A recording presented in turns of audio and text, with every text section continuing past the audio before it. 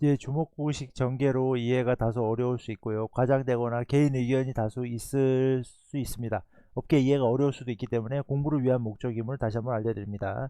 이번에는 니콜라 한번 해볼 건데요. 니콜라는 보쉬하고 요번에 그 계약 체결해가지고 연료전지 쪽은 좀 해결이 된 것 같아요.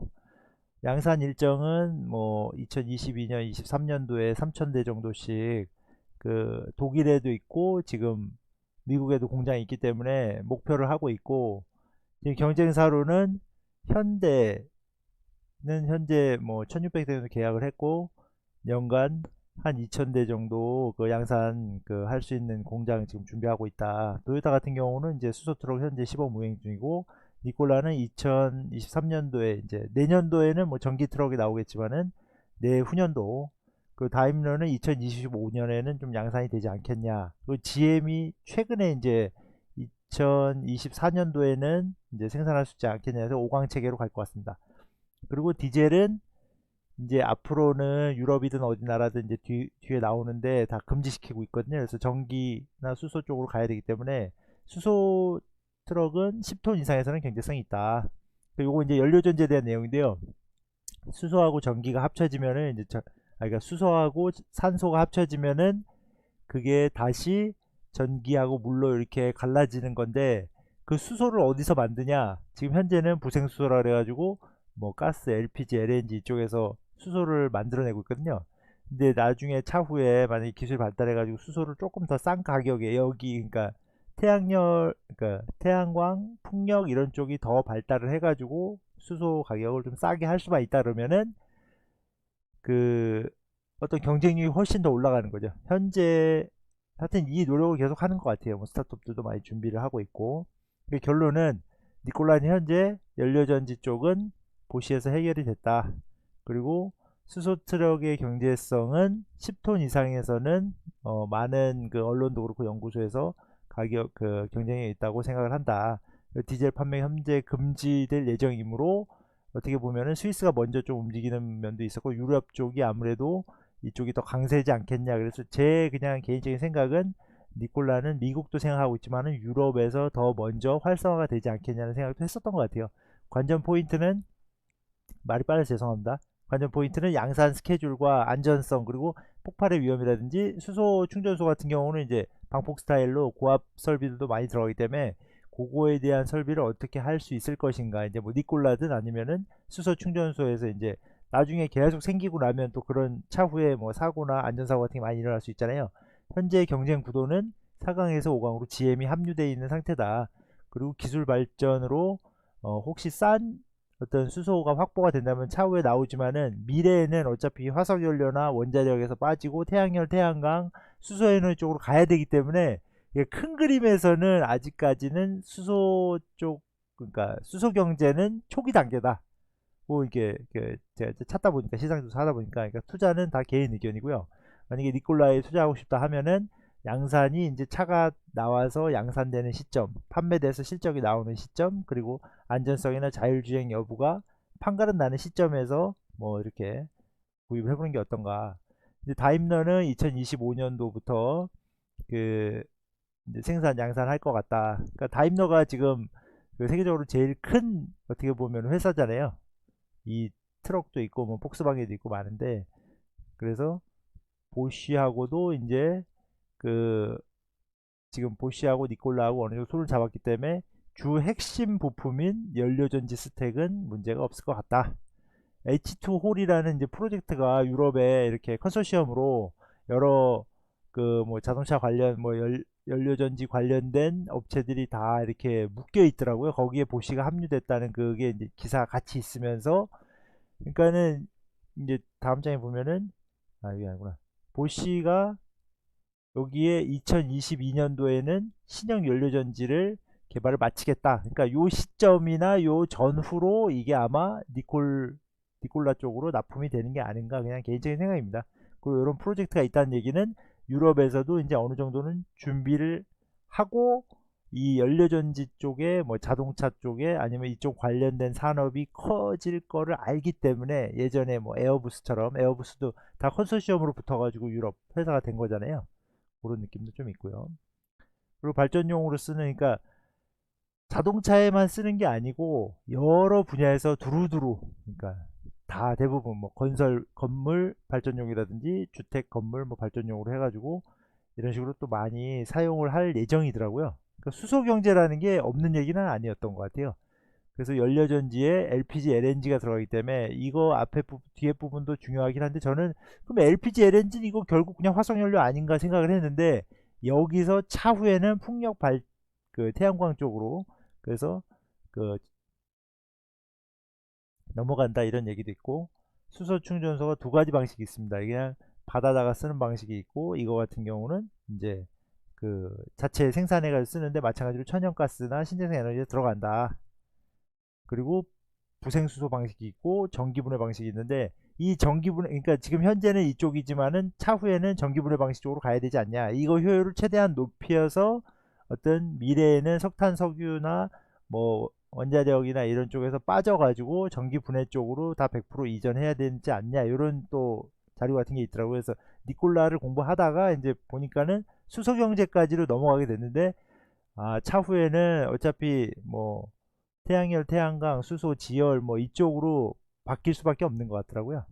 그리고 지금 현재는 화석연료로 하는 게 훨씬 싸지만 차후에는 요 가격을 낮추던지 뭐 방법을 개발을 해야죠. 뭐 그거는 뭐 저기 연구 기술 분들의 그 역할인 거고, 지금 화석연료하고 신재생하고 가격이 거의 두 배 차이 나잖아요. 이걸 어떻게 메꿀 거냐, 어떻게 전담마크 할 거냐. 그래서 생산 기술별 뭐 생산 비용을 보면은 이제 나중 되면 미래에 가면 이렇게 수그러드는데, 지금 보면은 이제 뭐 여러 가지 업체들이 있어요. 그래서 뭐 1500도씨에서 온도를 높여가지고 물에서 수소를 분리하는 기술을 개발하고 있다. 뭐 빌 게이츠도 투자해가지고, 그러니까 에너지원으로서의 어떤 역할을 지금 계속 여러 가지 업체들이 또 준비를 하는 것 같습니다.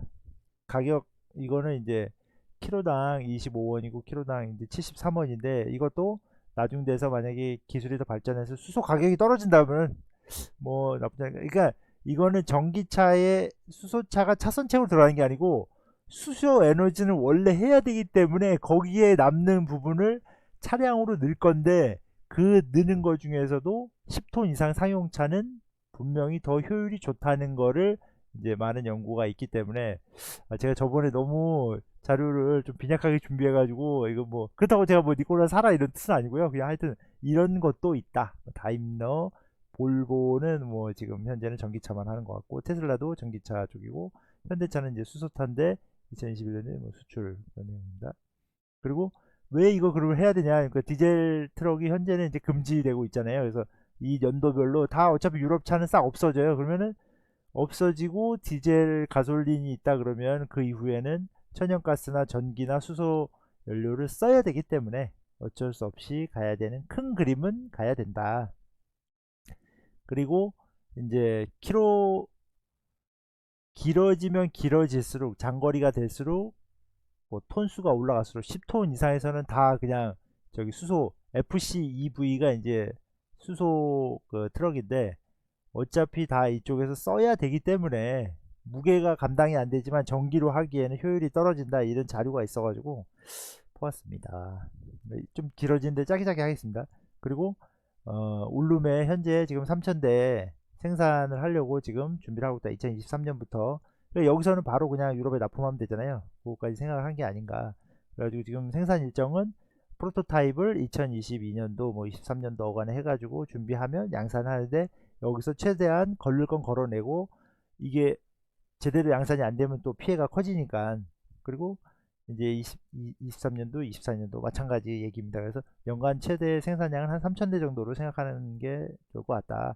GM은 지금 올해 2021년 2월 그 뉴스인데, 이걸 이제 준비해가지고 상용 트럭을 하겠다. 2024년도에, 그런 뜻이고요.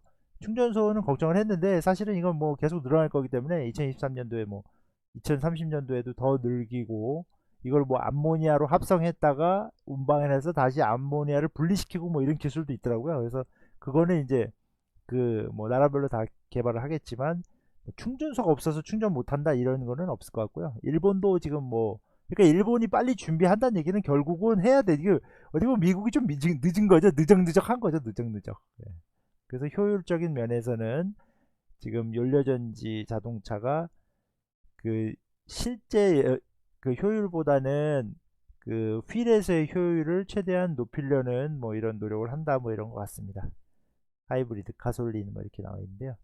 그러니까 일본도 지금 수소 에너지 관련해 가지고 뭐 이런저런 프로젝트도 많이 하는데 결국은 이제 일본에서도 굉장히 많이 이런 쪽에 투자도 하고 이런 뭐 프로젝트를 한다. 제가 자세한 내용은 잘 모르지만 이런 게 있다 정도만 보시면 되고, 국내 같은 경우 이제 부생수소로 이제 연료전지 발전소를 현재 2020년 7월부터 해가지고 설치해가지고 이제 운영을 하겠다.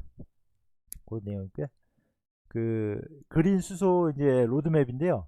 이 그린 수소라는 게 결국은 저기 태양광하고 풍력인데 핵심은 거의 풍력인 것 같습니다. 풍력 쪽을 더 많이 올리고 그레이 수소도 나중에 추후에는 아예 줄여버리겠다. 뭐 이런 뜻인 것 같고요.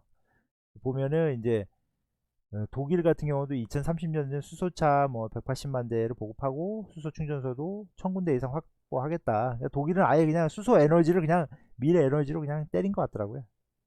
그리고 제주도 같은 경우는 이제 신재생 에너지를 통해 가지고 활용을 하겠다. 지금 현재 우리나라는 제주도만 활성화해서 하고 있는데 유럽은 아예 이걸 대놓고 그냥 다 해버리겠다 뭐 이런 상황이니까 좀 나중에라도 지금 여기 보면 유럽 최대의 그린 수소 뭐 프로젝트 해가지고 다 저기잖아요. 뭐 태양광도 있긴 한데 좀그 풍력이 주력으로 해가지고 뭐 4기가와트짜리를 설치해서 이제 운영을 하겠다 이런 거잖아요. 그래서 어차피 미래 에너지원으로는 그린 수소를 할 수밖에 없다는 뭐 그런 기사인 것 같습니다. 이거 함부르크 쪽에도 마찬가지로 독일인데 이쪽도 거의 풍력이, 그러니까 유럽 쪽은 그래도 뭐 지리적인 특성 때문인지 모르겠는데 그 풍력하고 태양광인데 태양광보다는 약간 풍력이 더 줄여요. 풍력이 한 그냥 뭐 제 개인적인 생각은 한 7대3 정도 되지 않겠냐. 그래서 결론은 하여튼 긴 얘기였고요.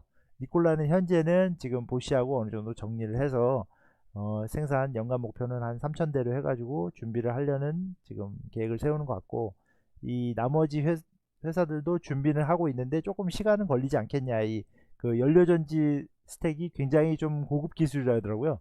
갖고 있는 거는 현대하고 도요타하고 뭐 독일의 일부 그 뭐 다임러는 그쪽 보시에서 받을 수도 있고, 그러니까 몇 군데가 없는 거죠. 그러니까 예전에는 자동차 기술이 굉장히 고급 기술이었다면 미래에는 연료전지의 그 기술이 굉장히 높은 기술이고 차후에는 태양광이나 풍력, 그러니까 지금 그린 에너지 말고 풍력을 말하는 거죠. 풍력을 어떻게 처리해 가지고 이거를 활성화가 시켜서 저기를 할 거냐. 현재는 부생수소 방식으로 조금 좀 그래도 완전한 그 어떤 석탄 원료에서 벗어난 거는 아닌데 나중에는 풍력으로 또 발전이 될 수도 있고, 지금 관전 포인트는 하여튼 양산 시점과 판매 시점 그리고 안전성과 그 자율주행 여부까지 한번 얘기를 해봤습니다. 이상입니다.